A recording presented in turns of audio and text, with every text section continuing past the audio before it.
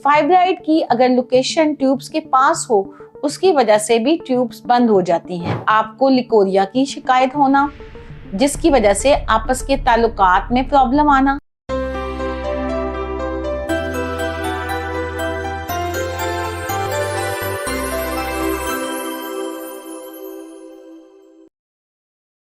अस्सलाम वालेकुम। मैं डॉक्टर सुंबल अफजल आज आपके साथ बहुत ही इम्पॉर्टेंट टॉपिक डिस्कस करने जा रही हूँ।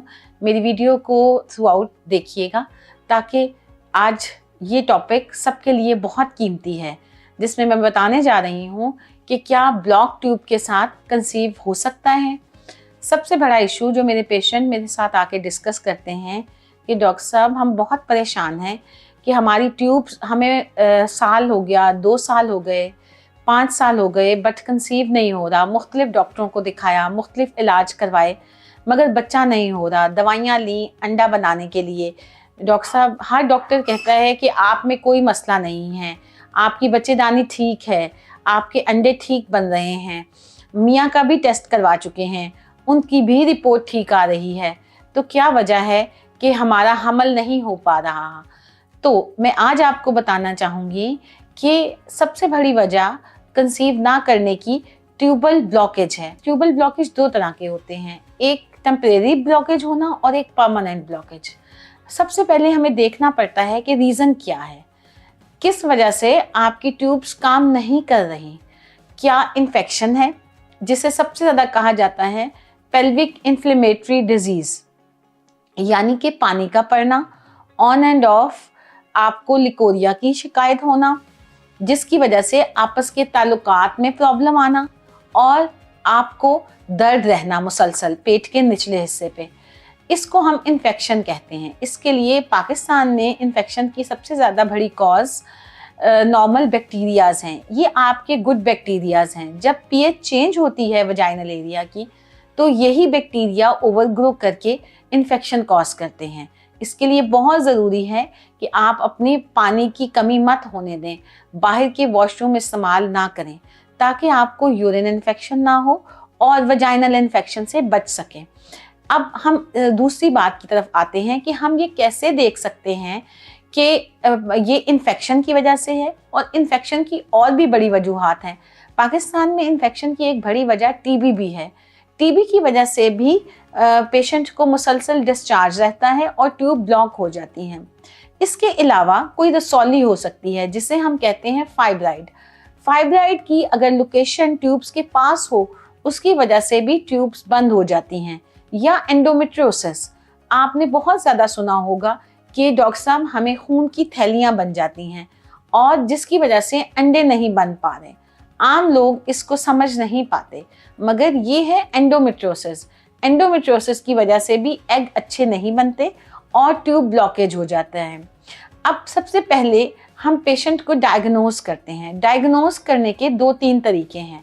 या तो हम लेप्रोस्कोपिकली कैमरा डाल के देखते हैं कि आइदर पेशेंट की ट्यूब ब्लॉक है या नहीं।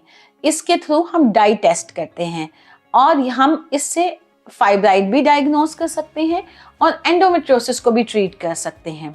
इसके बाद एक हम टेस्ट कहते हैं स्टेरोस्कोपी, मतलब वजाइनली कैमरा डाल के हम देखते हैं कि यूट्रस के अंदर कोई एडहेरेंस यानी कि कोई रुकावट तो नहीं है, कोई सेप्टम तो नहीं है, या कोई इन्फेक्शन तो नहीं है जो ट्यूब्स को ब्लॉक कर रही है। ये हम डायग्नोज भी कर सकते हैं और ट्रीट भी कर सकते हैं।